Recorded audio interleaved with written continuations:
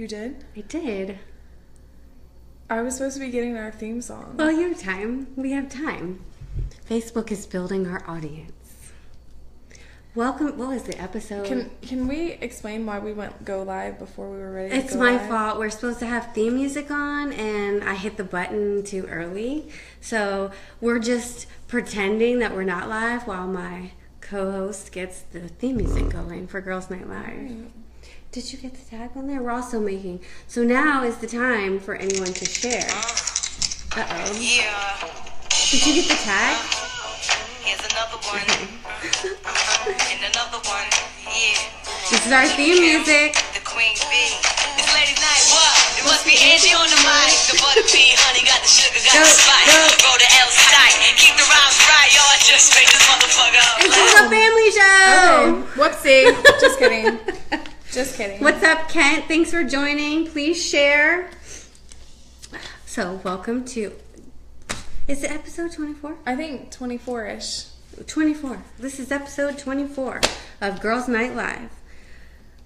Well, we come to you every week and we talk about things that are going on, bring a little real estate to your life. What's up, Richard? Thanks for joining. Thank you for the like. Woo, woo, woo. Please hit the like, love. Please share it out. Tag someone in it that may benefit from watching our show. Tonight we're going to talk about parenting and co-parenting.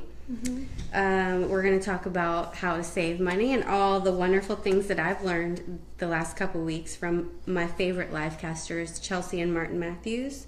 Wait, so we're not the favorite livecasters? Well, the ones that I follow. Sheesh. Sorry. I enjoy our livecast. We're the favorites. We're the favorite. We're going to talk about consistency and persistency. And like I said, a little real estate news. This week...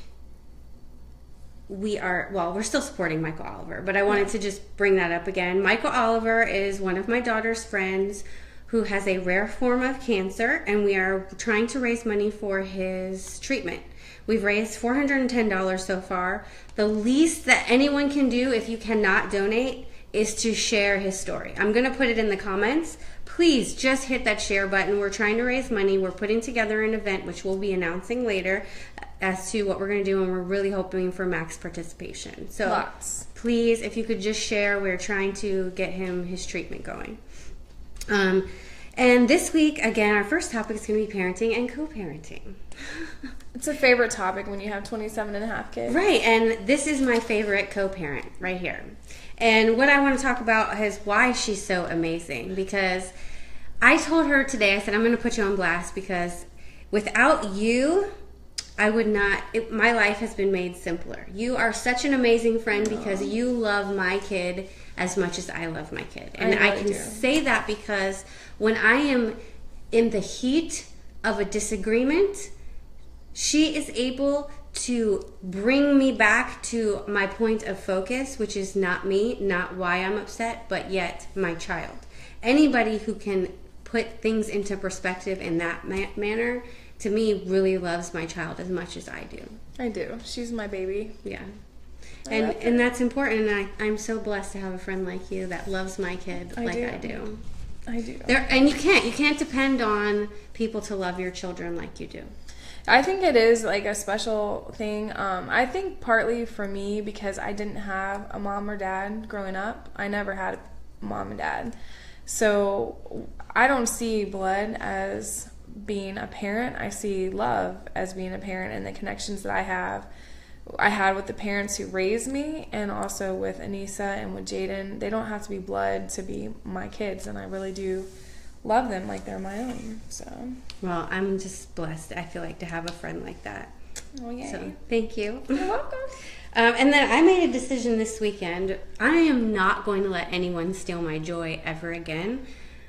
That's a decision, but it's something that you really have to come to grips with, when to engage and when not. And I said something to myself. I was on the phone with her, and I said self? I said self. No, I said patience general, which is something we just talked about in The Art of War. And the general knows when to act and when not to act. And by telling myself that, I stopped in my tracks and said, you're not going to let someone steal your time, energy, or free rent in your head. because it really takes you out of your whole character. I had 2 hours of my life stolen, and I don't know where it went. I'll never get it back. That's a true statement. And I never want to allow someone to steal that from me, because it's like a thief coming in and just stealing something from you.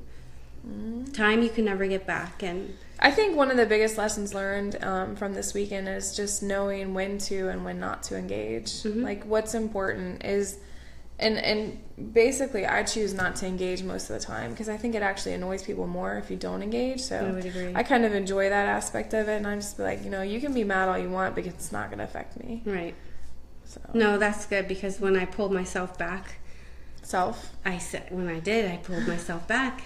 And I said patience, General, and I accomplished what I wanted to accomplish, and I didn't let it affect me. So yeah, that is my no joy stealers. Right. That's my philosophy now for, I guess, the month or the year. If it doesn't fit in my vision, I ain't doing it.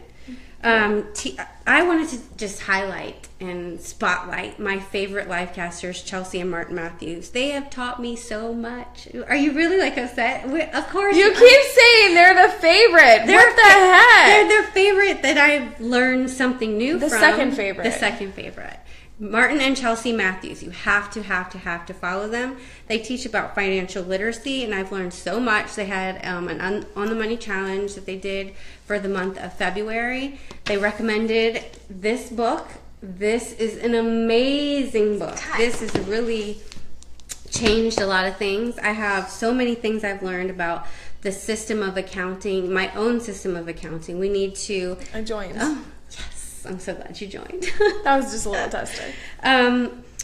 The accounting system, which they call it they don't call it the JAR system, but the JAR system, where you separate your financial freedom account, your long-term saving, your education fund, your give fund, and then your necessities fund.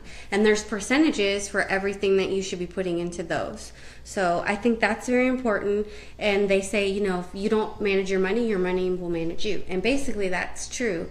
I mean, if there's an emergency that comes up and you don't have the money saved for it, it becomes a huge emergency. But if you have something in place that can handle it, it has less impact on you. So, yeah. And I want to teach, I've started teaching my child about financial literacy.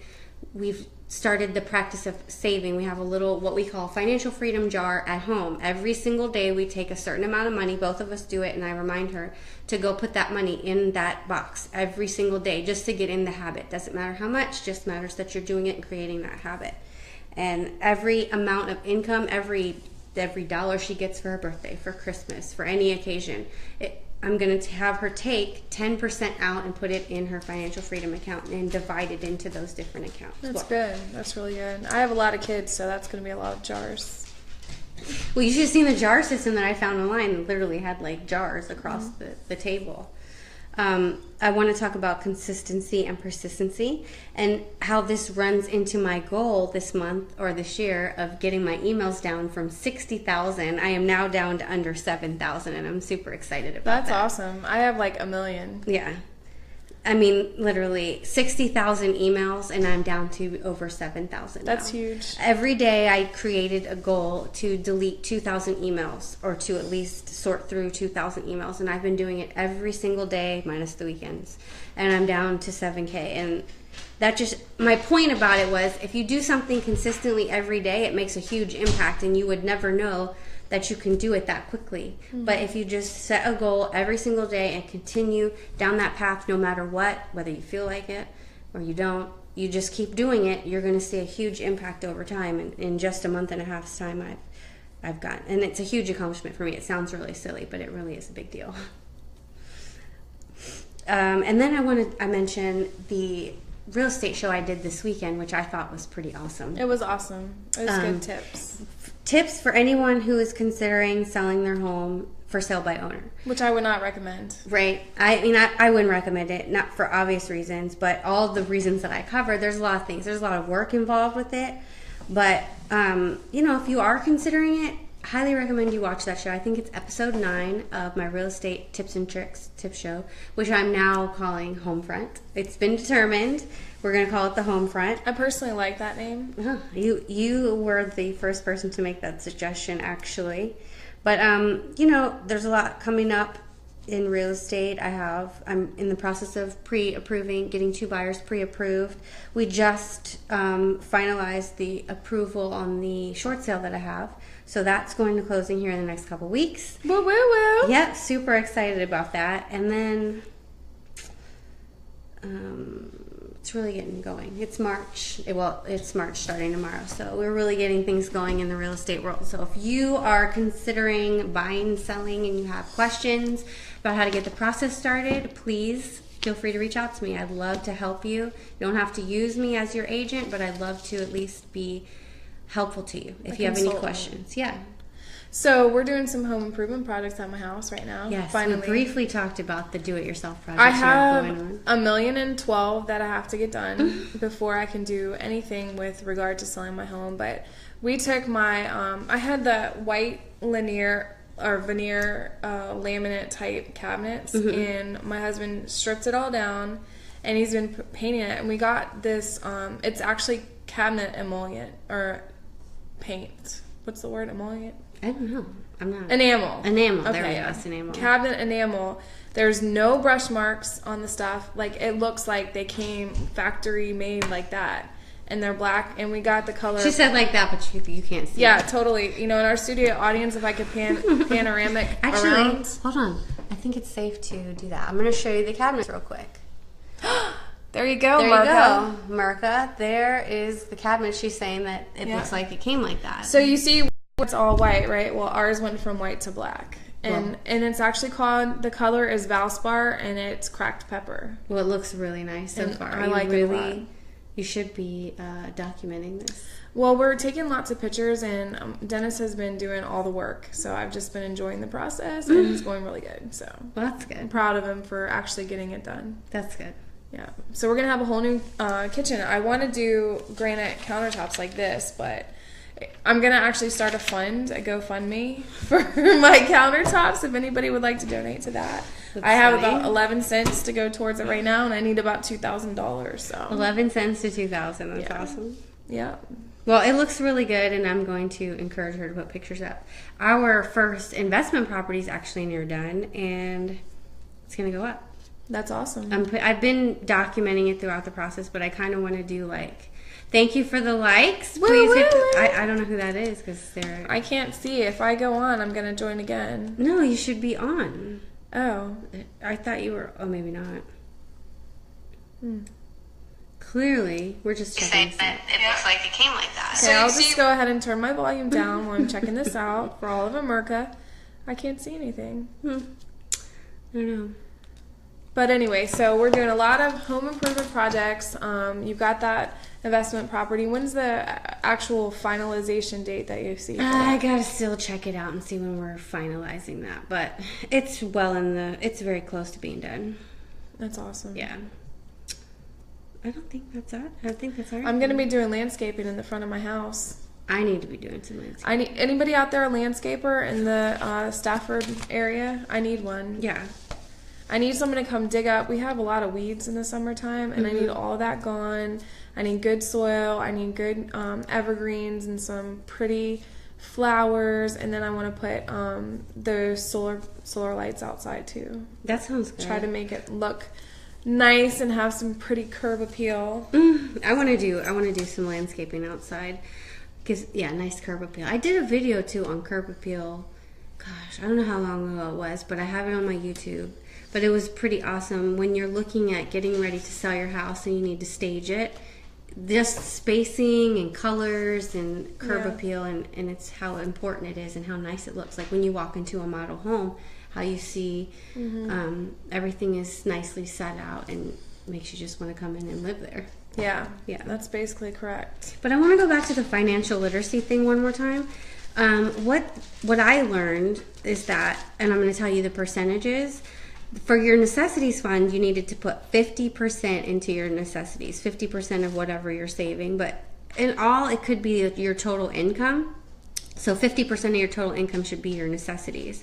10% should go to long-term savings. 10% should be to education. You should have whatever you want to do. If you want to take official classes, if you want to read books, CDs, whatever you want to do, 10% should go to that. 10% should go to your give account, which is your giving back, and however you choose to do that. And then 10% to your play. And your play is whatever, however you want to pamper yourself. And you should blow that every month. You should use the whole thing every month. Never have anything left over in your play account. That's good. That makes you feel like you're not just exactly working to put money away, that you're actually enjoying life. Right, and they say that it doesn't restrict your freedom, it actually gives you freedom. That's good. Yeah. I like it. Now I need some money to save. No, you need this one. They had an example in the book of this one student of his who said she didn't have that much money, so she started with $1, and she literally managed the $1, and then every month she doubled it. So start wherever you're at, but just start. Mm-hmm. So take whatever you can take and just divide it, and then you'll start seeing it multiply. It's really a good idea.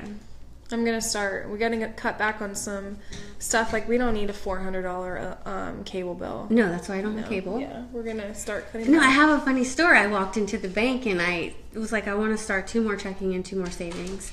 So she started to open it, and she's like, I'm sorry, ma'am, it's not letting me open the account. And I was like, really? She's like, I don't know if we have a restriction. But before I go any further, let me ask you, why do you need 5 checking accounts? I need them. I'm an extraordinaire. I don't want to commingle my funds, and everything has a separate reason. And it worked. But it was just funny because she was like, I just need to know why you need 5 accounts. Interesting. I'm going to try that. Okay. But it was fun. It was funny. I got all my accounts. I have 15,000 check cards now. I thought you were going to say $15,000. If you have that, can I get a loan? Right. No, not quite yet. I will be there. But this other really cool thing that I learned in the book, and I know it's going to sound a little hokey, but I'm doing it. He said, when you say something and you say, oh, I am, it's like positive thinking. That's just your body telling you, okay, you're just being positive, but you're lying to me. He said he called it power thinking, which is an action as to go along with it. So putting your hand over your heart and saying something, and then putting your touching your head and going, I have a millionaire mind. So I'm a little upset that he stole my terminology, because I've been saying power of positivity. Well, he's like this. I coined power of positivity, and it's in his book. You have to make a declaration, like you have to put your hand over your heart and say, I create the exact level of my financial success. It's a declaration that you're making, and you're putting your hand over your heart, and your body then knows that you are being serious and you're taking action. So you're owning it. And then you go like this and say, I have a millionaire mind. And every time you find a penny on the ground, you pick it up and say, I am a money magnet. And you just keep putting it out there, and you start doing that I know I'm a little like a lunatic, but I believe it. I am so highly disappointed right now. I could be making $1 million off this book because I coined the term power of positivity. I just want to know when you coined that term, because this may I've been saying that. Hold on. Let me look at the year on this. What year? What year did you coin that term? Well, since I'm 29 years old, it had to have been 29 years ago. Well, then I would guess that's before 2005, because that's when this one's copyrighted. I have totally coined that term, power of positivity. We'll go with that then. It's explicitly written in the book, Power of Positivity? If not, I'm writing a new one. No, he says I'm writing a new one, and I'm going to be a bestseller. Power thinking. He said power of positivity is good, but it's power thinking that actually has action behind it. There are 17 what they call reprogramming your mind, your wealth files. Did he specifically say power of positivity? He said power thinking. Okay, so I'm rewriting my whole book, and it's going to be called Positive Mindset. Power of Positivity. That should be the title of the book, Power of Positivity. Well, it's more than just positivity. It's more than power of positivity. But I want to say something else. That's just the thought just totally left my brain. Sorry, I'm going to write it. No, but with all that savings I've been doing, I am now looking at what I'm paying for and saying, how can I change this? I looked at my bills, like, how can I reduce this? I got rid of my cable quite some time ago, obviously, but now I've gotten rid of the actual other subscriptions that I'm paying for, and every time I save that money, I'm going to put it in my savings. I'm not just going to spend it. I'm going to put it in one of my accounts. I just haven't determined which one. That's good. Because then I'm actually saving it. I'm not just not spending it. Now I'm saving it towards, my financial freedom account. And you never touch the money that goes in there. So you've got to be consistent. Again, the consistency and persistency is very important. And saving your money, managing your money so you don't let it manage you. I think that's great. What's up, Tyrell? Thank you for joining. I think that's it. Yeah, I think that's it. But thanks for joining. Again, every week we come to you and we bring to you topics, and we hope we can give you some sort of inspiration or some kind of value. If you have any topics that you want us to talk about, any questions you'd like me to answer for you as a realtor, please reach out to me. I would love to help you in any way I could, or at least get you in touch with the right person. And we'll see you guys next week. Bye, America. Bye.